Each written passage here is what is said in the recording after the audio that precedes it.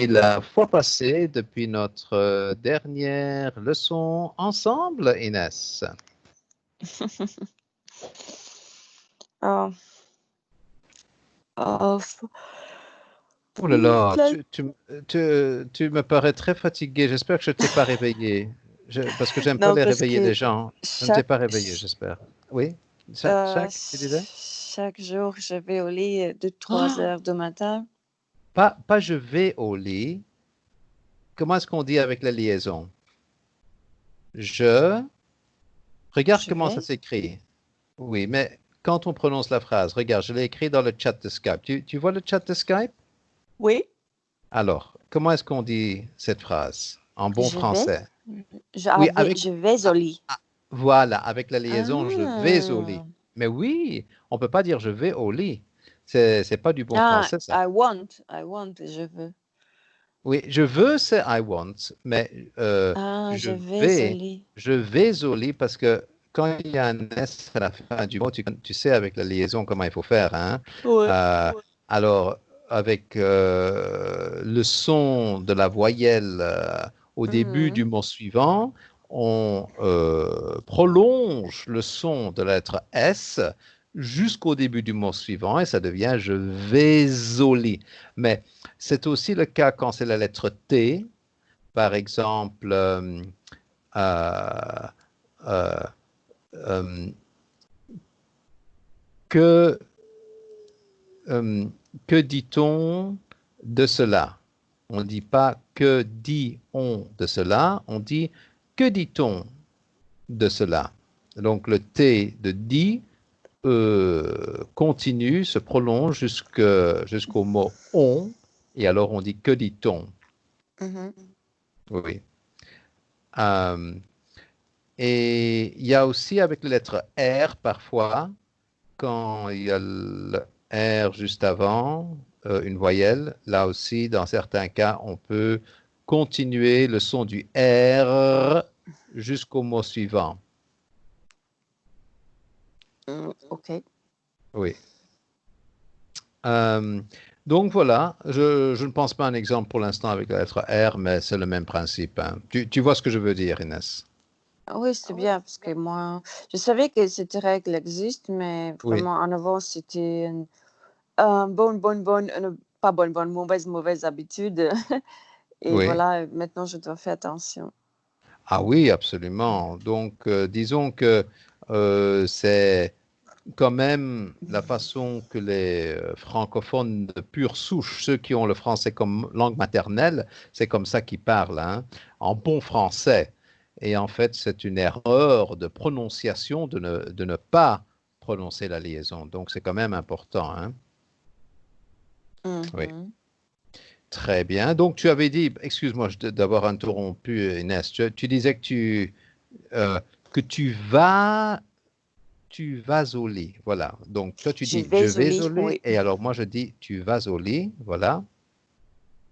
Oui, je vais au lit très tard. Ah, oh là là. Mais Tu, c'est vraiment déjà oui. 2 semaines comme ça, même plus. Hmm. Alors, tu sais comment on dit en français la façon idiomatique de dire cela. Donc, quand c'est quand on va au lit très très tard, est-ce que tu connais l'expression brûler la chandelle aux deux bouts? Donc, on dirait Mm, tu mm. brûles, voilà, la chandelle aux deux bouts. Est-ce que tu comprends cette expression? Ou est-ce que tu connais déjà cette expression, Mm. peut-être, C'est Inès? quoi, chandelle? Bah, c'est comme une bougie. C'est l'ancien nom d'une bougie en ancien français. Donc, on n'utilise plus tellement ce mot, on utilise plutôt le mot bougie. Donc, c'est une bougie. Tu sais ce que c'est une bougie, Inès? Une Oui. bougie. Oui, a candle. Donc, chandelle, it's a candle, mais c'est Mhm. du vieux français. Et ça vient du mot chandelier. Tu sais ce que c'est un chandelier? Mm, mm. Bah, in English, A candelier Non, or chandelier. Non? non. En anglais, Mm-mm. on utilise ça aussi, hein, candelier or chandelier. I'm not even sure how you pronounce it in English. I'm not used to using that word. Mais en français, on l'utilise toujours, hein, en chandelier. En fait, c'était à l'époque le support sur lequel on mettait toutes les chandelles, toutes les bougies. Donc, tu vois, pour illuminer une pièce dans le temps, quand on n'avait pas la lumière électrique, Ouais. alors on utilisait des bougies. Mais tu sais qu'une bougie, quand elle est au niveau du sol, elle n'éclaire pas beaucoup. Mais si on élève la bougie, alors elle éclaire beaucoup plus la pièce. Donc, Mhm. il faut un support pour cela, comme une petite plateforme, hein, voilà, un petit morceau de bois Mhm. qui est plat, comme ça, comme un plateau. Et puis on met toutes les chandelles dans les petits emplacements prévus pour mettre la chandelle dedans. Et alors, il y avait carrément une corde attachée au plafond avec une roulette, comme ça, un peu Ah comme ouais. un levier, etc. On tire sur la corde et puis ça fait monter le chandelier. Comme ça, il est tout à fait en haut, juste en dessous du plafond. Et comme ça, il éclaire toute la pièce. Et c'est comme ça que ça fonctionnait. Ah, ok. Mais chandelière, c'est uniquement pour les bougies, pour mettre les bougies. Mais C'est pas pour... c'est-à-dire, maintenant, on l'utilise encore pour, pas pour une simple ampoule, hein. Si tu as juste une ampoule électrique dans ta pièce, on ne va pas appeler ton ampoule électrique un chandelier, parce que c'est juste Mhm. une ampoule. Tout comme si tu as une bougie toute seule, on va appeler ça une chandelle. On ne va pas appeler ça un chandelier.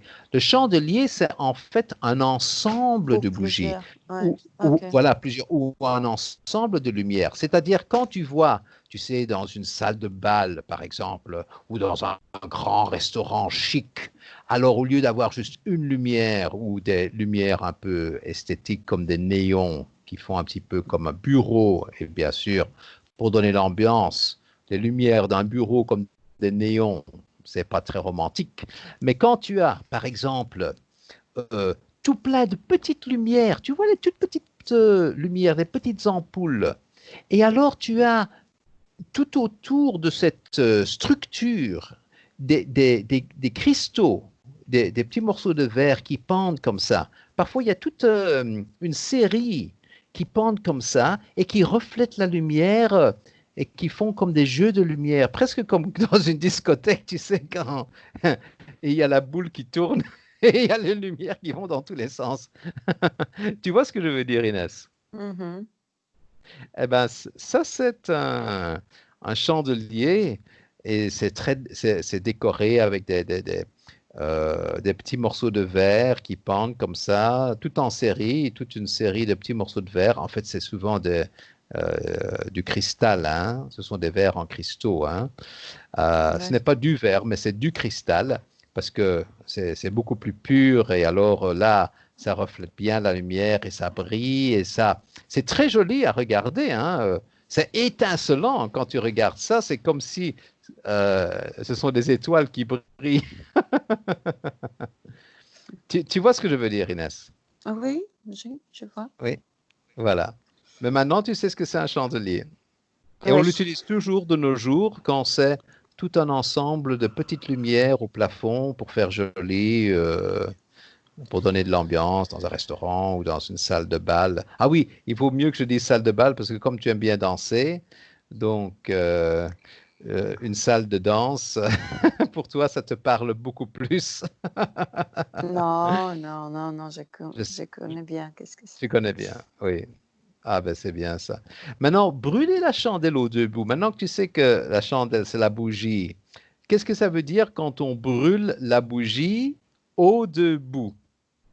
En fait, il y a un sens figuré et un sens euh, literal sense, dans un sens beaucoup plus littéral. Il y a deux sens à cette expression. Est-ce que tu as une idée de ce que ça peut être Mm-mm. et, et le sens littéral et aussi le sens figuré? Tu sais ce que Non, c'est le sens figuré? c'est imagine. Oui, voilà, imaginez comme Oui. un métaphore, tu vois, Oui. voilà, métaphorique. Donc, est-ce que tu as une idée de ce que ça peut être? Les Non. deux sens ou l'un des deux sens? Non. D'accord. Non. Alors, littéralement, d'abord, quand tu brûles une chandelle aux deux bouts, tu sais qu'une chandelle, tu peux l'allumer aux deux bouts. Tu sais qu'une chandelle, tu peux la brûler de chaque côté. Mais ça veut dire quoi au bout? Un bout, un end, un bout. Ah, Un bout is, and then of course, if you don't understand the words, it's going to be difficult. Il faut me dire alors quand tu comprends pas un mot, Inès, comme tu viens de faire maintenant, hein, c'est très important. Donc, un bout is an end. oui, je n'avais pas le temps pour le dire. Ah, tu n'as pas eu le temps. Excuse-moi. Je ne t'ai pas donné l'occasion d'en placer une, comme on dit. I didn't give you the opportunity to put in a word sideways. Voilà, donc un bout is an end. Donc le bout du quai is the end of the platform in a train station. D'accord? Le bout du OK. quai is the end of the station. Est-ce que Le bout j'ai du... entendu Oui, cette oui, phrase au bout oui. de que j'ai couloir? Non, j'ai entendu Le bout du beaucoup, couloir, oui. The oui, end of the corridor, beaucoup de yes. fois, Beaucoup de fois. mais je ne savais pas comment écrire maintenant. C'est ça pourquoi je n'ai pas reconnu. Ah, c'est pour ça. Ah, mais en fait, tu savais comment, ce que ce mot voulait dire et tu savais Oui, comment comment tu prononcer ce dis, mot. juste au bout de quoi? Oui, je comprends. Oui, mais Mais tu n'avais quand tu jamais vu écris, écrit. oui, Oui. oui. Ah ouais, tu n'avais jamais vu ce mot écrit. Voilà. Donc, bout, c'est un end. Mhm, Donc, tu sais qu'une bougie, en fait, c'est une ficelle, hein, avec de la cire autour de la bougie. Tu sais ça? What is a cire? Wax. Ah, La cire is the wax, the mhm, candle wax. OK? Donc, euh, une bougie, c'est une ficelle qui est enveloppée ou entourée de cire. Il y a mhm, la cire qui est tout autour. Hein? mhm, So, it's a wax-covered piece of string. Alors, tu sais que on peut allumer le bout de ficelle à chaque bout de la bougie et brûler, si on tient la bougie au milieu comme ça, on peut avoir une flamme de chaque côté et brûler la bougie des deux côtés. Tu sais ça? mhm. D'accord. Maintenant, ça, c'est le sens littéral. Hein?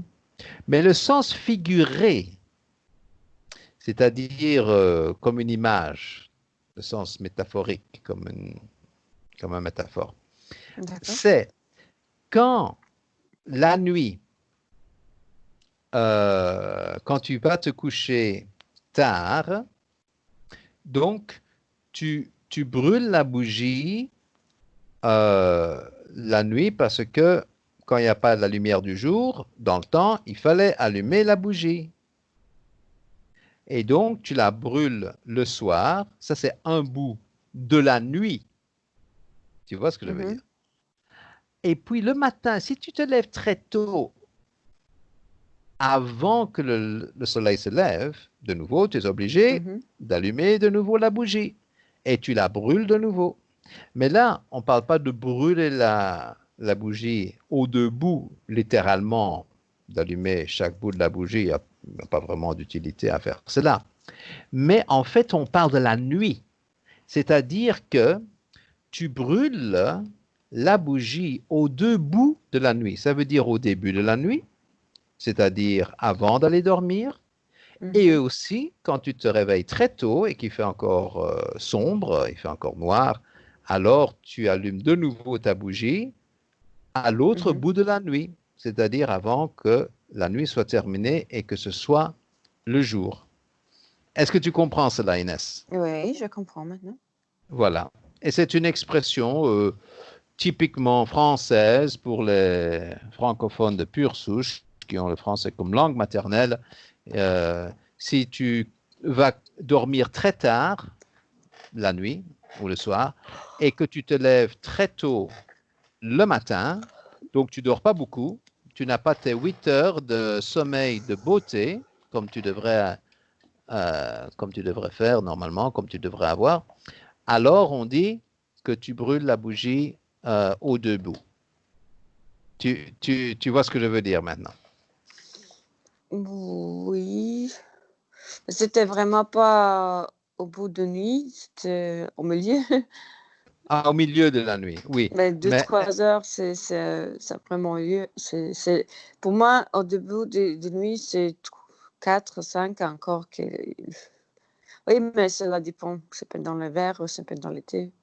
oui, oui, ça fait une différence parce qu'en été, d'habitude, quand le soleil se couche à 10 heures du soir et qu'il se lève à 4 heures du matin, oui. Donc déjà, tu peux avoir une nuit qui est très courte de seulement 6 heures au lieu de 8 heures, mais tu n'as même pas besoin d'allumer la lumière ou la bougie. Mais si c'est la nuit, je veux dire, si c'est l'hiver, là, bien sûr, il commence déjà à faire sombre à 4 heures d'après-midi. Et il commence à faire clair que parfois à presque 10 heures du matin, hein. Donc c'est tout à fait l'opposé, hein. Ouais. Mais ça, en Indonésie, ça n'existe pas, hein. C'est la même chose toute l'année en Indonésie. C'est pour ça en Indonésie, il n'y a pas de saison, hein. Il n'y a pas de printemps, été, automne, hiver. En fait, les arbres donnent leurs fruits toute l'année, hein, en Indonésie. C'est magnifique, Mmh. hein. Oui, oui. C'est comme si c'était l'été tout le temps. Mais on a deux saisons, c'est-à-dire deux, pas saisons, mais périodes. La période des pluies et puis la saison sèche ou la période sèche. C'est ça. Donc, une moitié de l'année, il pleut, l'autre moitié, il fait sec. Voilà. C'est tout ce qu'on a. Mais sinon, Et oui, c'est pas dur? Donc dur. c'est tout le temps pas dur, mais comment dire? Donc C'est s'il magnifique. pleut tout le temps, mais que Oh. c'est sécheresse, c'est aussi, c'est pas Mais en fait, il ne pleut pas tout le temps. C'est pas comme en Europe. En mmh. Europe, il peut pleuvoir du matin jusqu'au soir. Et même que ce n'est pas une pluie euh, lourde ou forte, ça peut être juste une pluie très fine, très légère, comme une bruine, comme on dit. Mais ça peut durer du matin jusqu'au soir. Et c'est très désagréable. Et ça mouille beaucoup, hein, parce que l'air est En Europe ou tellement... en Indonésie? Non, en Europe, hein. Ben, tu Ah. sais, en Europe, au Luxembourg, par exemple, il peut faire gris toute la journée. Mmh. Et quand les nuages sont très bas, donc il y a comme des particules d'eau presque qui sont dans l'air, hein. Et donc juste en marchant, tu es mouillé, même si la pluie est très légère, hein. Et puis il y a une très haute densité d'humidité. Il y a beaucoup d'humidité. Et on devient très mouillé avec ça aussi, hein, étant comme ça. Et c'est très désagréable. Alors, pour ça, moi, je trouve que c'est en Europe que c'est dur, que c'est difficile. Parce qu'ici, en Indonésie, dans les pays tropicaux qui sont sur Mmh. l'équateur, comme l'Indonésie qui est sur l'équateur, là, les pluies tropicales diluviennes, c'est des pluies torrentielles, ce sont des averses. Ce n'est pas juste une simple pluie, mais c'est une averse. Et là, ça ne dure qu'une heure ou deux, grand maximum. Et c'est terminé. Et puis il y a le soleil qui revient. Et puis c'est le soleil tout le reste de la journée. C'est pas magnifique ça? Mais dans la période de sécheresse, c'est Période peut-être c'est plus sèche, dur. on a peut-être une ou deux gouttes toutes les 2 semaines. Donc tous les 15 jours, on a peut-être quelques gouttes comme ça, une ou deux Mais est-ce que gouttes. ça va pour la plante? Comment est-ce que c'est pas dur? Euh, C'est vrai qu'ils utilisent beaucoup l'irrigation dans l'agriculture en Indonésie. Donc, les champs sont irrigués, surtout le riz, parce que le riz a besoin de beaucoup d'eau pour pousser. Mmh. Alors, ils ont des champs de riz, comme on dit, des paddy fields, rice fields. Ce sont comme des plateaux, comme ça. Je ne sais pas si tu as déjà vu ça, c'est très joli. Des plateaux, comme ça, sur le côté de la colline. Et Mmh. il y a des petites structures qui retiennent l'eau. Comme ça, le riz baigne dans l'eau, comme ça, il y a beaucoup d'eau, et Mmh. c'est irrigué. Et c'est vraiment irrigué d'une façon très intelligente, hein. Ils ont une façon d'irriguer ça qui est vraiment formidable. C'est-à-dire que il y a des petits canaux d'irrigation, donc répartis dans les différents champs. Et en fait, l'eau se propage alors sur toute la surface agricole, donc de cultivation, et ça irrigue très très bien. C'est vraiment une très très bonne méthode d'irrigation. Et c'est comme ça qu'ils font pour les plantes, parce qu'il y a tellement peu de pluie quand c'est la période sèche, et surtout à Bali, parce qu'à Bali, il fait encore plus chaud qu'ailleurs en Indonésie. Alors les touristes, ils aiment beaucoup ça. Oh là là, la chaleur, le soleil tout le temps. Et il y a encore moins de nuages et moins de pluie qu'ailleurs parce que ils contrôlent le temps, la météo, le climat. Tu savais ça? Qu'en Bali, les autorités contrôlent la météo. C'est eux qui décident s'il va pleuvoir, oui ou non. Comment c'est Tu possible? savais ça? Non. Ah, c'est ça qui est formidable. Moi, comme mon épouse, elle m'a dit ça, je pensais que c'était dingue. Je pensais qu'elle exagérait. Je me suis dit non, c'est pas possible, comme tu viens de dire. Mais quand je suis allé à Bali, quand on était à l'hôtel, elle était au balcon, elle m'a appelé, elle dit viens voir, viens regarder. Alors je suis allé. Et effectivement, c'était la nuit, hein. C'est comme ça que j'ai pu voir ça, parce que le jour, on ne voit pas ça, mais la nuit, on voit ça.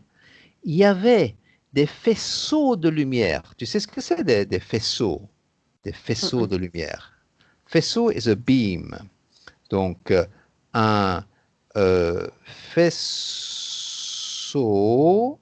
voilà, de lumière, that equals a light beam. Okay. Or it could equal also a ray of light, a light ray. So a beam, a ray, more or less the same thing. OK. Un faisceau de lumière. Et ce sont des lasers à très haute puissance, donc des lasers très puissants qui sont dirigés vers le ciel, plus exactement vers les nuages. Et ces lasers qui sont à très haute puissance, très forts, vaporisent les nuages. Donc les petites gouttes de pluie dans les nuages sont volatilisées, deviennent comme de la vapeur, donc disparaissent, deviennent de l'humidité dans l'air. Alors les petites gouttes de pluie disparaissent des nuages et les nuages disparaissent. Alors les nuages qui étaient des nuages noirs, comme les nuages de pluie, deviennent des petits nuages blancs, donc juste avec un peu de vapeur, mais sans gouttes. Et donc la pluie ne tombe pas, parce que la pluie est vaporisée. Mais elle disparaît. il fait comment ça s'appelle, cette façon de lumière pour supprimer Supprimer, parce que le pouvoir. mais ils le font exprès. Comment dire? Oui, alors on peut penser, mais c'est insensé parce que oui, mais ils vont. Oui, exactement. Pourquoi? Mais c'est la bonne question, Agnès. Pourquoi? Parce que pour les agriculteurs, ils ont besoin de pluie. Alors pourquoi faire disparaître la pluie? Mais c'est parce que à Bali, l'agriculture, c'est peut-être 1-2% de l'industrie, de l'économie. Tu sais ce que c'est 98 ou 99%? Oh, ça c'est une belle photo. Oh, magnifique. Oh, Inès. Merci pour la photo. Magnifique. Je me rendais compte que tu ne pouvais pas résister quand j'étais comme ça dans tous mes états, dans toutes mes émotions. Mais ça, c'est une belle photo. Magnifique. Merci pour la photo, Inès, dans le chat de Skype. Excellente photo. Oui, surtout que je ne m'y attendais pas. Donc, tout à fait naturel. Donc, en fait, c'est parce que 98% ou 99% de l'industrie, de l'économie, c'est lié au tourisme.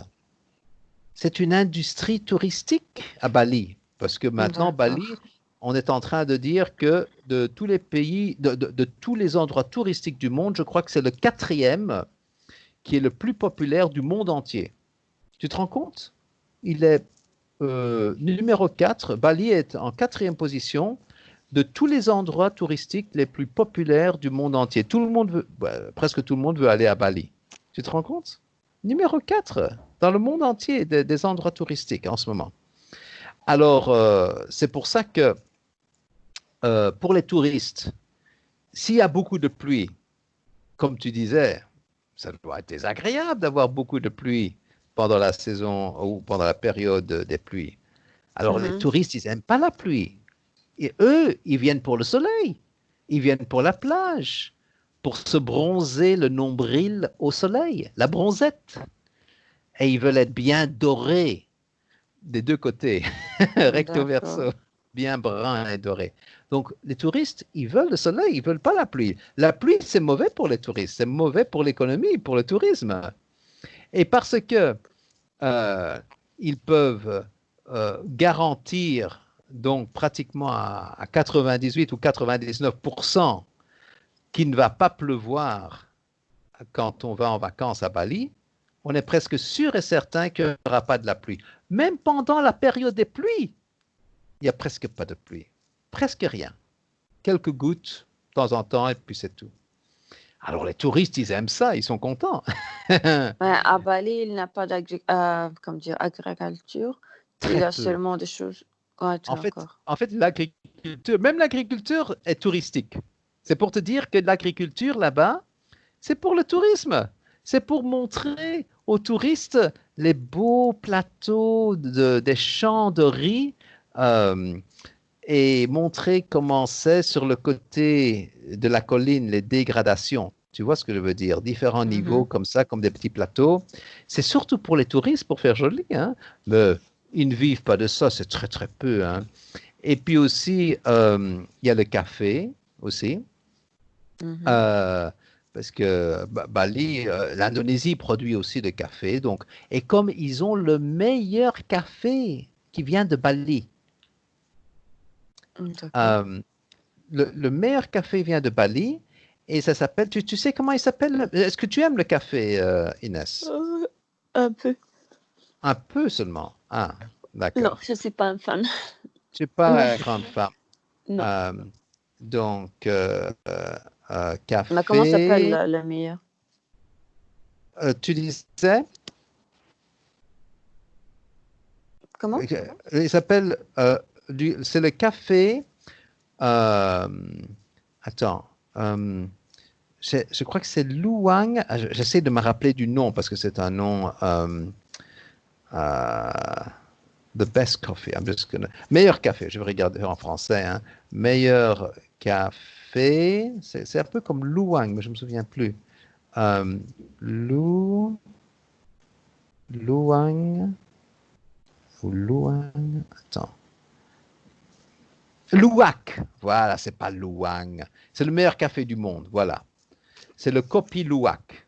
Kopi qui veut dire café en langue indonésienne. Et Luwak, c'est le nom. Oui, c'est pas Luang, c'est Luwak, excuse-moi. Il y a tellement de choses qui terminent en ang dans la langue, dans la langue indonésienne, hein, que je mets ang à la fin de tous les mots quand je ne connais pas la terminaison. Mais c'est Luwak, voilà. Alors, c'est le meilleur café du monde. Je vais t'envoyer l'information de Wikipédia à ce sujet. Et c'est très spécial. Et c'est le café le plus cher. Ça peut coûter 50 € juste pour une tasse. Tu t'imagines? 50 € pour une tasse de café. Ok. C'est cher, hein? Oui. Ah oui. Et ça, c'est déjà le prix en Indonésie. Alors, imagine-toi le prix en Europe. Ce serait peut-être presque... Est-ce que tu as déjà goûté cette Luwak? Oh non, parce que moi, je ne suis pas intéressé. Moi, j'aime pas le café. J'aime pas boire le café. Donc, moi, je n'aime que manger la nourriture qui contient le café ou qui est parfumée au café. J'aime bien la crème à la glace mocha, le chocolat mocha, les biscuits mocha les milkshakes mocha. En fait, j'aime tout ce qui est mocha, les gâteaux mocha, tout ce qui est mocha, sauf le mocha lui-même. J'aime tout ce qui est parfum café, mais j'aime pas boire le café, tout simplement parce que j'ai pas eu l'habitude de boire le café. Mhm. Voilà. Euh, En fait, tu as vu l'article que je t'ai envoyé dans le chat de Skype, là? Oui. Et regarde un petit peu comment on récolte le café. Alors, euh, qu'est-ce qu'il est marqué? Tu veux lire un petit peu ce qui est marqué, Inès? Les copies Lovac est un café récolté dans les excréments d'une civette asiatique. Oui. C'était un aliment? Donc, un civet, c'est un petit peu comme un animal, hein, C'est un aliment euh, qui mange et qui après. mange, voilà, qui mange les graines et qui ne digère que partiellement les graines de café. Et alors, on récupère, euh, après que l'animal a fait ses besoins, à partir de l'excrément de l'animal, on récupère les graines de café et on fait le meilleur café du monde entier parce qu'il a tellement de goût. Tu t'imagines, quand il est passé par le système digestif du civet, euh, en fait, ils disent d'une civet. Moi, je crois que c'était un civet. Ben, peut-être c'est féminin alors. De l'animal, avec les jus gastriques, tu vois, qui digèrent le café. En fait, ça donne au café un goût spécial avec les enzymes et les sucs gastriques et ça produit le café qui est le plus fort, avec le meilleur arôme, le plus parfumé, le plus de goût du monde entier. C'est pas magnifique Ok. ça? Tu connaissais pas ce café très Je spécial? pense que j'ai entendu, mais vraiment, vraiment un Mhm. peu et juste, c'était comme c'est une information qu'on passait en quelques secondes. Mhm. C'était Oui. vraiment pas que Mhm. j'ai étudié ça en détail, mais je pense que j'ai entendu, maintenant ça me rappelle quelque chose. C'est-à-dire comme Oui. déjà vu, ah, peut-être j'ai déjà entendu ça, mais oui, tu m'as dit comme ça à Louvac, j'oublie, mais je lu quelque part, j'ai entendu ça. Oui. Oui, c'est fou, En, hein. en fait, le prix, comme c'est le plus cher du monde, hein, le prix peut aller jusqu'à 600 dollars américains pour une livre. Une livre, c'est un demi-kilo. Donc, ça fait environ 1200 dollars pour un kilo de café. Tu t'imagines? Un kilo de café, 1200 dollars. Tu payerais toi 1200 dollars pour un kilo de café? Mais il y a des gens qui c'est pour eux que comme 10 €. Ah oui, bien sûr. Mais quand tu vois le prix du café, tu vois, je t'avais dit que c'était environ 50 euros. Euh, eh ben, euh, il y a un endroit en Australie où ça coûte 50 dollars australiens pour une tasse de ce café. Et il y a même un endroit euh, en Jamaïque qui est un café. Ah non, alors je ne sais pas. Mais en tout cas, c'est vendu pour 50 livres sterling. Ça, c'est encore plus que 50 euros. Ça fait à peu près 60 euros ou 65 euros pour une tasse de café. Mmh. Tu t'imagines? C'est cher, hein? Bah, Mais oui. pour ceux qui aiment ça, bien sûr, ça coûte rien du tout. Ceux qui aiment ça et qui d'argent, c'est pas beaucoup. Ah oui, ceux qui ont beaucoup d'argent, oui, c'est pas beaucoup, hein. Euh, mais les gens, ils disent que ça vaut ça, hein. Ça vaut la peine. Ils trouvent que c'est pas exagéré parce que ils disent que c'est tellement bon. En fait, c'est un animal comme une marmotte ou comme un putois, si tu as entendu parler de cet animal. Donc, c'est un peu comme un castor, a bit like a beaver ou a weasel. Tu vois ce que je veux Mmh. dire, ce genre Mmh. d'animal-là, hein. Mmh. Euh, et qui mange comme ça les graines de café. C'est marrant, hein. Ben voilà. Et alors, comment ça se fait qu'on parlait de café, là? Je ne sais plus pourquoi on parlait de café. On a commencé à parler des climats Oh et là là, oui, on a parlé tout plein de choses. Vraiment, on a c'est... parlé des choses de saison touristique, pas saison, mais Ah oui, le de tourisme, c'est voir, ça. voilà, qui c'est Hmm, même agriculture et pour les touristes. voilà, c'est ça. Ça comment Et, commencer. et voilà, et c'est, ils contrôlent le climat, mais pour les touristes. C'est-à-dire que ils donnent le meilleur climat pour les touristes. Comme ça, il y a un minimum de pluie et un maximum de soleil en utilisant des lasers à très haute puissance qui vaporisent les nuages. Les nuages disparaissent. Ou alors ils deviennent des petits nuages blancs qui ne donnent pas de la pluie, hein. C'est seulement les nuages noirs qui sont remplis de pluie. C'est pour ça qu'ils sont noirs plutôt que blancs, tu vois. C'est intéressant, il peut disparaître les nuages Oui, de pluie, mais il ne peut pas, par exemple, il a besoin de pluie, il ne peut pas. oui, oui, bien sûr. On Mais peut c'est pour ça. détruire, on ne peut pas créer, on peut détruire. Oui. Ah oui, oui, bien sûr. On peut détruire, on ne peut pas créer. Mais c'est vrai que c'est pour ça qu'on ne peut pas créer la pluie. Il peut seulement détruire la pluie.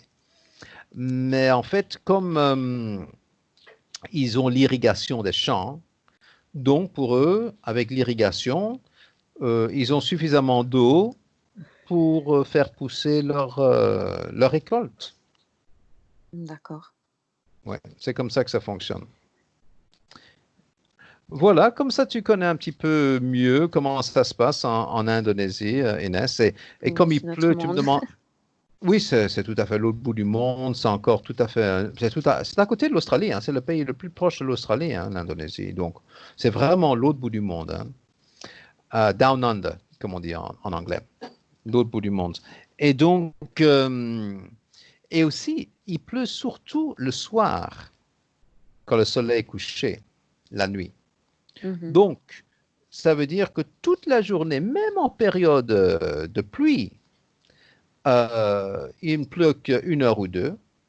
Et comme d'habitude, c'est le soir, après que le soleil s'est couché, parce que comme je disais, voilà, maintenant je sais pourquoi on parlait de ça. On parlait des différences horaires entre l'Europe et l'Indonésie.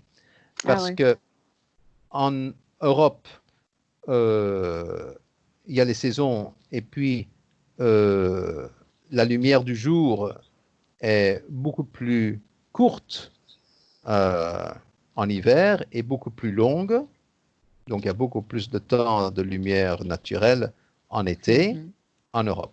Mais en Indonésie, c'est la même chose toute l'année. C'est-à-dire à 5h30 environ, le matin, le soleil se lève. À 5h30 environ, le soir, le soleil se couche. On a 12 heures de clarté et 12 heures d'obscurité. 12 heures de lumière, 12 heures de, de nuit. Mhm. Et c'est parce qu'on est sur l'équateur. Et comme c'est l'équateur, c'est au milieu, on a exactement la même chose des deux côtés, moitié-moitié. Parce que le soleil était directement au-dessus, à l'équateur. Donc, et quand le soleil disparaît de l'autre côté de l'horizon, eh ben, c'est exactement la même durée de temps qu'il est visible que la durée de temps qui n'est pas visible. Parce qu'on est au milieu, sur l'équateur, tu vois. Donc Mhm. 12 heures de lumière, 12 heures d'obscurité. Mais c'est Tandis vraiment que, noir, noir, noir. ah mais oui, c'est vraiment noir, noir, noir. C'est comme minuit ou 1 heure, 2 heures du matin en Europe. Il n'y a pas de Mhm. lumière du tout à partir de 5h30 du soir jusqu'à 5h30 du matin. C'est la nuit complète pendant 12 heures.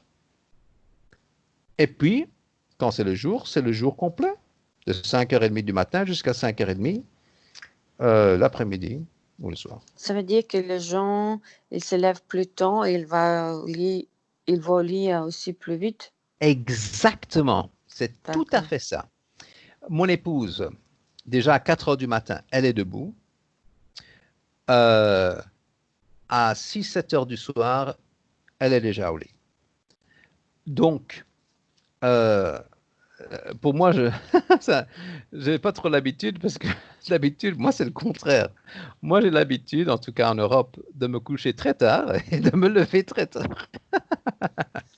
Elle se couche très tôt et elle se lève Mais très là, par tôt. exemple, que tu vas au travail, au bureau, par exemple, c'est les gens commencent à quelle heure?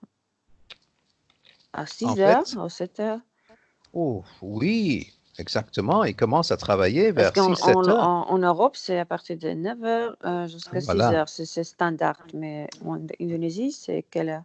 7 heures du matin qui commencent dans les bureaux parce que mon épouse avant, elle travaillait comme assistante de bureau Mhm. et son travail commençait à 7 heures du matin. Et comme elle habite à 2 heures de distance de transport en commun, Oh my God. oui, oui, ton Dieu est C'est bon tout le trop. temps et tout le temps ton Oui, Dieu je est bon. sais. Oh là là, je Oh là sais. là. Mais même oh là là, ce sont des paroles en vain. Même oh là là, j'ai supprimé de mon langage. D'accord. Je ne dis rien du tout. Ou Mais alors c'est vrai. je dis, ah, c'est dur, dur. Tu sais, il y avait la chanson de Jordi, Dur, dur d'être bébé. Tu as entendu cette chanson? Mm, Tu mm. connais cette chanson de Jordi? Ça fait, c'était la chanson, c'était tout à fait la première chanson, la meilleure chanson pendant plusieurs semaines euh, les, dans les meilleures chansons. Dur, dur d'être bébé. La chanson française, hein? Dur, dur d'être bébé. C'était par Jordi. C'est Jordi qui chantait, un petit garçon de 5 ans. Et il chantait dur, dur d'être bébé, dur, dur. Et cette chanson a eu un succès fou. C'était à la première position des meilleures chansons pendant beaucoup de semaines. Et alors, à cette époque-là, tout le monde chantait cette chanson. C'était tellement marrant. Dur, dur d'être bébé. Et puis, pourquoi je parle de la chanson maintenant? J'ai complètement oublié. Je Parce parle que de... c'était au mot Dieu, oh là là, et tu Oui, dis alors, dur, il dur. vaut mieux dire c'est dur, c'est difficile, parce que là, c'est logique, ça veut dire quelque chose. Mais n'oublie pas, dans la Bible, il est marqué que nous devrons rendre compte pour chaque parole vaine ou pour chaque parole qu'on aura Oui. prononcée en vain. Et quand on dit, oh là là, on n'a pas besoin de dire ça parce que ça veut rien dire. Si ça voulait dire quelque chose, là, la parole est bonne. Mais une Mais oh là parole là, qu'on... je dis parce que ça m'étonne. Oui, je Et comprends. c'est comme, oh, Oui, c'est même la même au... chose. Moi, je suis un petit peu extrémiste, hein, je sais, je suis un peu Oui, perfectionniste. Alors, mais si tu es étonné, c'est normal de dire waouh, oh, ah oui, si c'est par quelque chose. exemple, tout à coup, je vois quelque chose apparaître devant moi qui me choque, et sur le coup, je fais, ah, oui, Oui, là, c'est c'est pas la difficile de peine. contrôler. Ah, Voilà. parce que là, c'est moi qui respire profondément, brusquement, parce que je suis choqué. Là, je ne peux pas me contrôler. Là, c'est les réactions conditionnées, tu vois. C'est quelque chose qui est plus rapide que ma pensée. Là, je ne peux pas m'empêcher de dire, ah, comme ça quand je suis surpris, étonné. Mais quand on a le temps de pouvoir former une phrase comme oh là là, hein, on a aussi le temps de réfléchir avant pour ne pas dire ça, mais dire tout simplement quelque chose de logique ou constructif ou quelque chose qui a un sens pour pas que ce soit des paroles en l'air qui veulent rien dire. Là, on dit c'est dur, c'est difficile ça. C'est pas évident, c'est pas facile. Tu vois, là, ça veut dire quelque chose.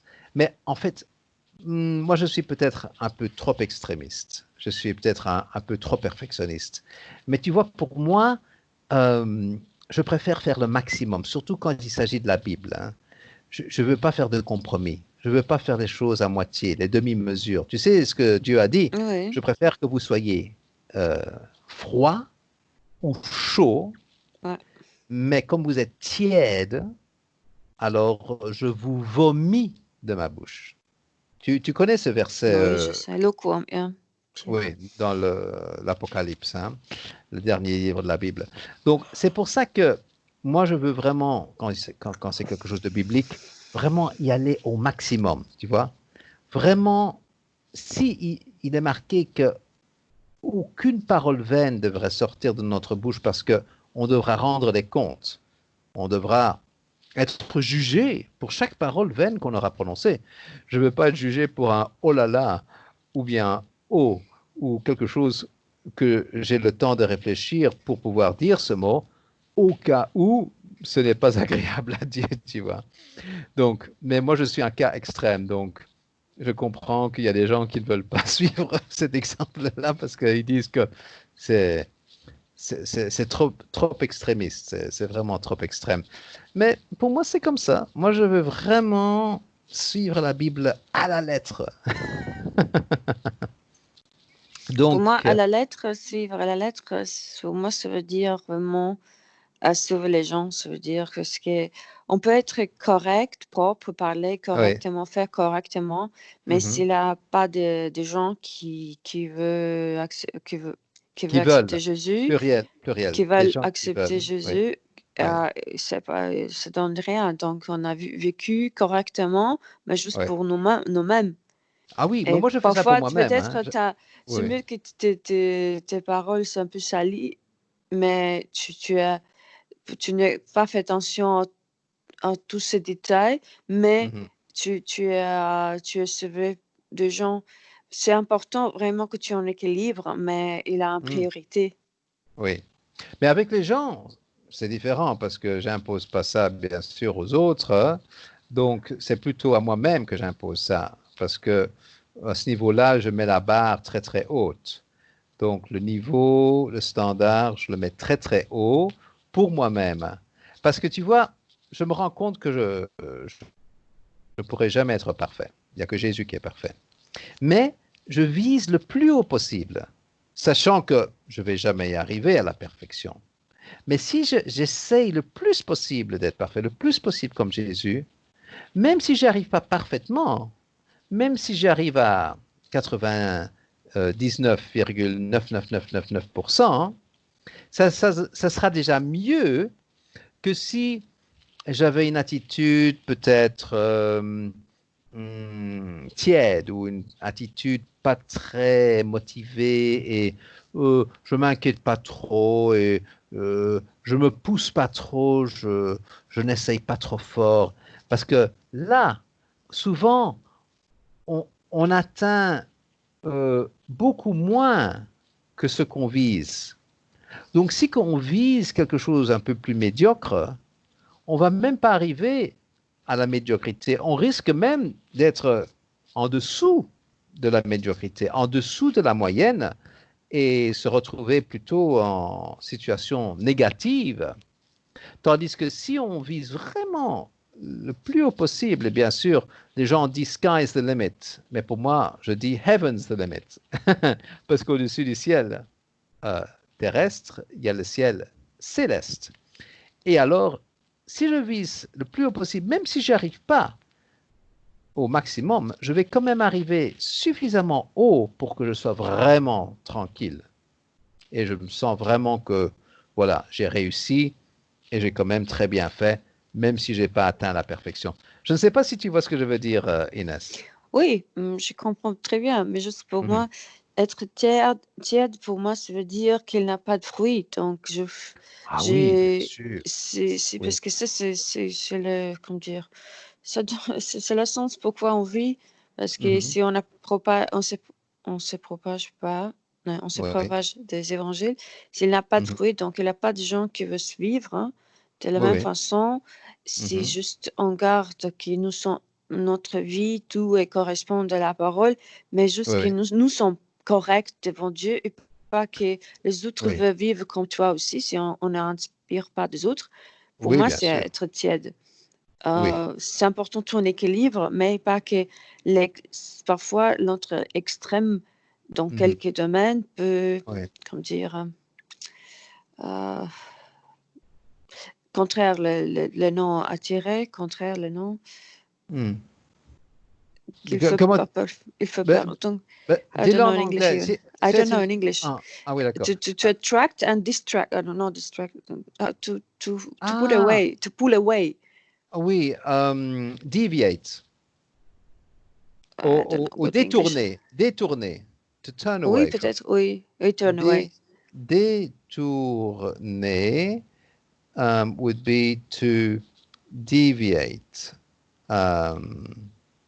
from something. Quand on détourne quelque chose, on dévie de quelque chose.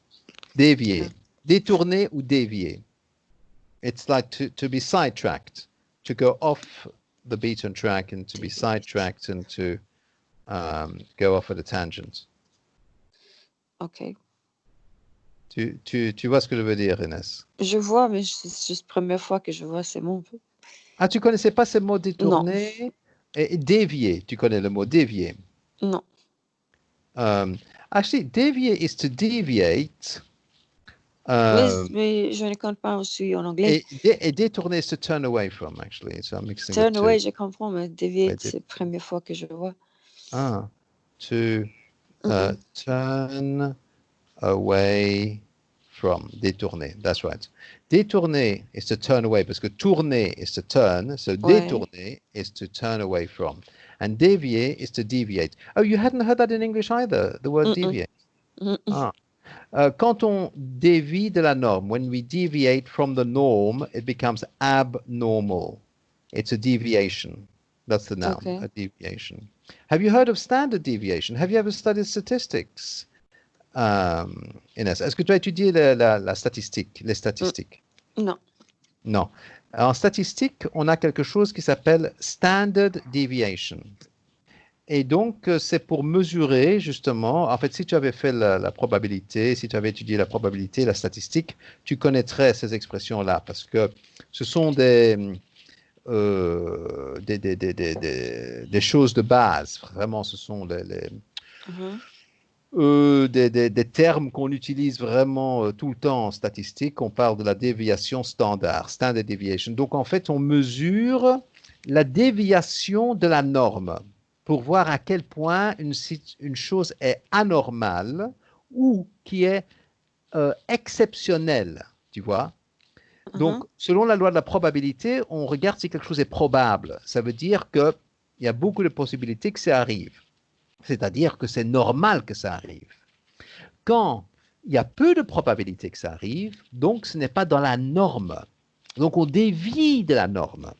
Et c'est cette déviation standard qu'on mesure dans la statistique pour voir à quel point c'est exceptionnel, à quel point c'est anormal par rapport à la norme. Et c'est ça qu'on étudie en statistique. Le pourcentage de probabilité que quelque chose va se passer de façon normale ou que cela ne va pas se passer ou que ça se passe d'une façon anormale. Donc, alors maintenant, tu vois, on appelle ça la standard deviation, donc la déviation standard. Ce sont tout plein de nouveaux mots pour toi, Inès. C'est magnifique. Oui. Oh, c'est déjà dit ça. Oh, je dois aller. Pour moi, c'est difficile parce que moi, à cause de ce projet, je danse beaucoup. De ce projet, pas ce projet, ce projet. À cause de ces projets de danse, je dois faire plein de choses. C'est pas seulement, je dois préparer, je dois apprendre, parce que je ne sais pas. Donc, je dois enseigner des choses que je même pas, je ne sais pas, je connais pas moi-même. Donc, je dois d'abord apprendre, après j'enseigne. Difficile. Et plus, car c'est pas une école de danse normale. Ça veut dire, par exemple, hier, j'ai invité chez moi 2 parents de 2 filles. Et on a parlé, ils attendent de moi côté que moi je travaille aussi avec avec son esprit, avec ses âmes. Ça veut dire que si je remarque quelques problèmes, qu'ils sont trop timides, pas que je qu'ils sont trop timides, pas qu'ils ont trop timides, mais qu'ils sont trop timides, pas que je enseigne seulement les mouvements, mais j'essaie à trouver où le problème, pourquoi ils sont.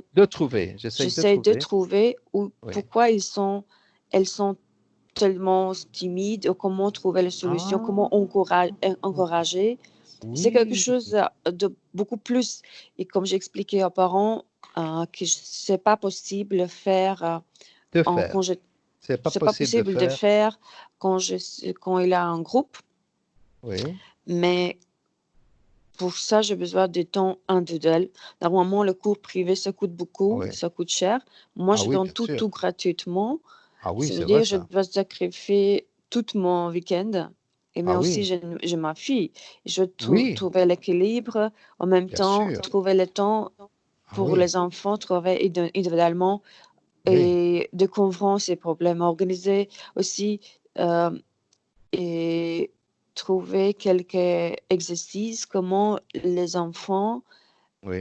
peut trouver une autre, amie pendant les cours parce que normalement, je suis limitée avec le temps. Il vient, Ah il oui. part. Mhm. Mais avec l'exercice spécifique, Oui. mais j'ai jamais entendu comment personne Ah, m'a appris ça. J'ai oui, oui, pas terminé l'école et cetera oui, oui, et c'est seulement son esprit qui est mon mon professeur. Par oui, exemple, oui, quand j'ai parlé avec les parents hier, oui, oui, je dois maintenant pratiquer, est-ce que ça marche ou pas? bien Mais sûr. j'imaginais, par exemple, parce que là, normalement, les enfants, ils viennent comme des copines, donc 1, 2, Oui, 3, mais comme des copines. oui, Et oui, pour se séparer, par exemple, je donne un travail, donc oui, un exercice, oui, mais oui. maintenant, je regroupe les filles Ah et oui. je dis maintenant, vous devrez créer quelque chose. Ça veut dire, en ce Hein? moment, elles devraient Oui, parler. Parce que oui. si je donne simplement l'exemple au Mhm. exercice, il juste Oui. répète n'importe avec qui Ah tu oui, danses dans les groupes ou dans oui, l'équipe. Mais si je donne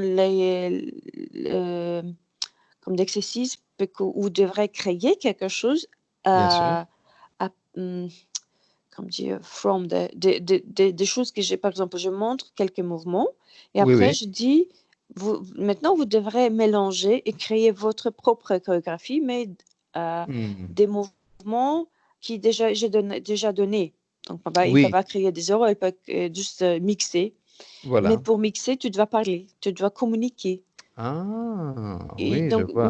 je ne sais pas est-ce que ça va marcher ou pas, mais je Mhm. dois créer quelque chose pour pas seulement qu'on danse, qu'on Oui, fait bien, mais oui, aussi dans 2 choses. Donc si quelqu'un a des problèmes pour travailler individuellement et encourager et le oui, deuxième qu'il trouve parce que moi je suis limitée avec de temps pour pendant ces oui, 50-55 minutes, oui. qu'ils ont pas parlé pas en parlant trop parce que si les enfants commencent à parler trop, c'est un Ah bruit. oui, oui, Je peux bien pas sûr. travailler, mais Tout trouver à quand fait. même les façons qu'ils se Oui, ils se communiquent.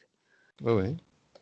Ouais, Voilà. la façon ouais, qu'ils communiquent ensemble, oui, c'est ça. Mhm. Oui, voilà. Ici, pour moi, c'est vraiment un défi parce que quand tu es déjà peut-être, quand tu es en éducation en pédagogique, c'est une autre Mhm. chose. Mhm. Euh, et tu es déjà peut-être dans l'école, quelqu'un a donné déjà des conseils comment c'est possible de régler. Ici, Mhm. j'ai pas le droit à faire une grande erreur parce que c'est les Mhm. gens vivants, donc Mhm. voilà. Et en même temps, les parents vraiment attendent de mon côté quelque chose plus que Oui, seulement la danse. oui, plus que la danse, plus que seulement la Plus danse. que la danse, voilà. Voilà. Oui, ça c'est vrai. Donc c'est vrai que c'est comme un défi pour toi, hein, Un c'est grand défi. un grand défi même, oui, bien sûr. C'est pas toujours Quand ma fille facile. elle m'a dit: Maman, mais tu aimes danser, c'est pour toi, c'est un plaisir». Je dis: «Non, Bien sûr. c'est un non». Non, mais je dis: «Plaisir, c'est quand je suis un étudiant, que je viens et je consomme, donc je prends quelque chose qui est Ah, déjà prêt». voilà, Mais quand tu absolument. dois crier, que tu dois enseigner, prendre responsabilité, Mm, être, quelque part devant, ça, voilà, c'est plaisir pour servir Dieu, oui. mais Mhm. comme moi, si par exemple, je dois choisir, je choisis pas parce que c'est difficile, c'est compliqué, c'est beaucoup de temps, ça prend beaucoup de temps, c'est fatigant. C'est pas un plaisir pour mon corps parce que Voilà, c'est c'est ça, fatigant, tout mais à c'est un fait. plaisir quand je vois que c'est dans les résultats, c'était un plaisir parce que si Dieu Mm, vraiment voulait que je le fasse, c'est voilà. plaisir, Que je le parce que fasse, que je subjonctif. fasse, voilà, Voilà, si Dieu veut vraiment que je le fasse, ouais. Et ça, c'est quelque subjonctif. chose d'autre, voilà. Mhm. Oui, absolument. Oui, je vois ce que tu veux dire et je crois que maintenant, comme tu as expliqué ça clairement à ta fille, maintenant ta fille, elle comprend aussi. Oui, elle voit que elle commence à comprendre mieux que Oui. que c'est pas si facile, Ah oui, que hein, ça vraiment prend beaucoup au niveau physique et bien émotionnellement, sûr, ça prend beaucoup. absolument. Et ça vaut la peine. Mhm. Oui, ça vaut la peine, absolument, hein. Donc, parlant du temps et des choses qui prennent le temps, donc mon épouse, comme je disais, pour pouvoir être au travail à 7 heures du matin, comme ça prend 2 heures pour arriver au travail. Donc, elle travaille à la capitale Jakarta, mais nous, on vit au sud de la Mmh. capitale, dans une autre ville dortoir, si on veut, en banlieue de la capitale, la grande banlieue. Et donc, avec les transports pour arriver jusqu'à la gare, prendre le train. Une fois arrivé à la gare à Jakarta, encore prendre les transports, le bus euh, pour arriver donc jusqu'au travail. Avec tout ça, donc ça prenait 2 heures. Donc elle devait quitter la maison à 5 heures du matin. Mais il faut aussi qu'elle se prépare.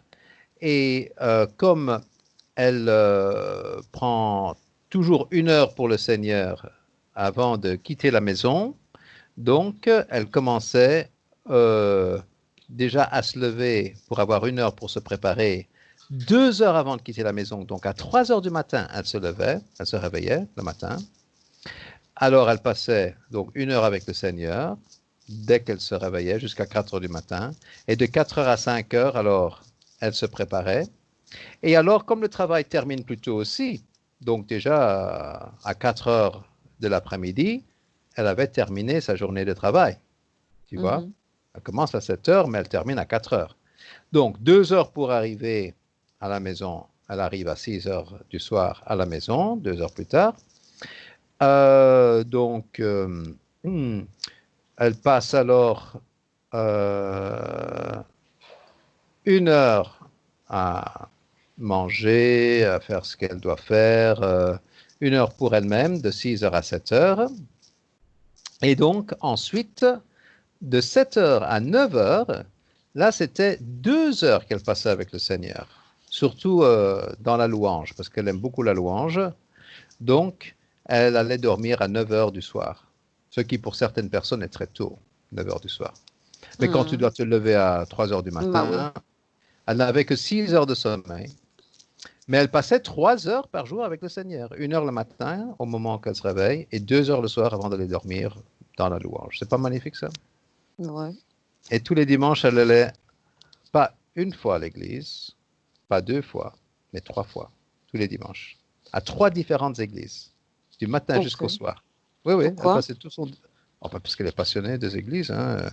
Non, Alors, mais elle chante, dans non, une équipe ou? même pas, non, non. Ah, Euh, OK. Juste sans avoir de responsabilité dans aucune église, elle aime bien les différentes églises. Alors, la première église, à 7 heures du matin, que le culte commence, c'était l'église javanaise.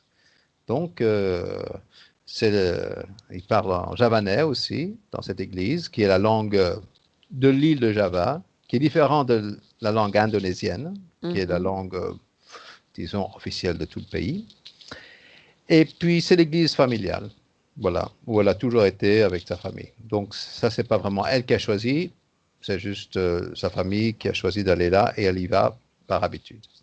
Ensuite, de là où on habite, donc au sud de Jakarta, elle va dans Jakarta euh, pour aller à l'église américaine, donc le Mmh. service anglophone Mmh. international. Et là, ça commence vers 11 heures du matin. Et puis, bien sûr, il faut le temps pour y arriver, comme c'est 2 heures de trajet pour y arriver. Donc, forcément, elle devait quitter avant 9 heures du matin. Et comme la réunion à l'église de l'église javanaise termine vers 7 non, 8h30, 9 heures, donc elle devait quitter directement après l'église javanaise pour aller arriver à 11 heures du matin à l'église américaine. Ensuite, quand ça termine à l'église américaine, vers 1 heure de l'après-midi, disons, ou même 2 heures parfois, parce que parfois il y a un temps de prière après pour ceux qui veulent.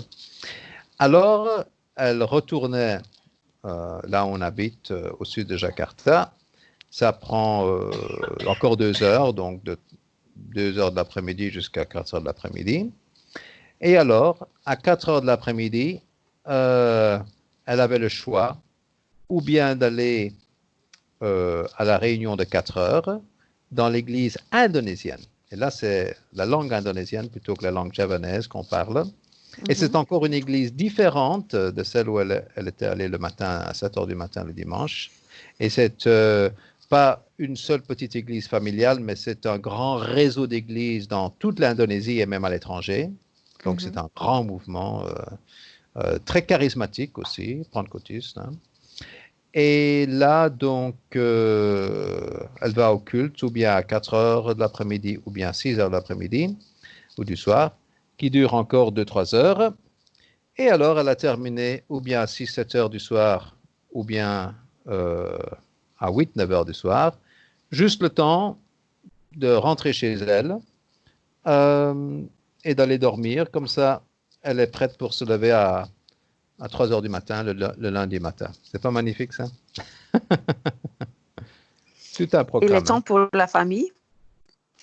Oh ben, ça, justement, c'est vrai qu'il ne reste pas beaucoup de temps pour la famille, sauf le samedi. C'était le jour pour la famille parce qu'elle travaillait du lundi au vendredi, donc comme des heures de bureau, hein, comme un bureau, d'habitude, c'est du lundi au vendredi. Donc, c'était uniquement le samedi qui était libre pour elle. Donc, samedi, c'était son jour de famille où elle rend visite à la famille, elle passe du temps avec la famille, qu'elle fait des choses pour elle-même, d'autres choses que des choses purement chrétiennes ou spirituelles. Et alors, as-tu la joindre à quelle église? À quelle église je peux la joindre? Mais non, moi j'allais avec elle à toutes les églises. Moi, je faisais toutes les 3 églises tous les matins, je veux dire tous les jours, tous les dimanches. Moi, j'allais avec elle. Donc, en fait, moi, je ne comprenais pas, bien sûr, en javanais, je ne comprenais pas en indonésien à la fin de la journée. Mais l'église américaine, bien sûr, comme c'était en anglais, là, je comprenais parfaitement. Mais tu sais, les chants de louange, c'est souvent les mêmes chants de louange dans chaque pays. Donc, même que je ne comprends pas les paroles, je connais le chant parce que je connais ce chant en version anglaise, en version française.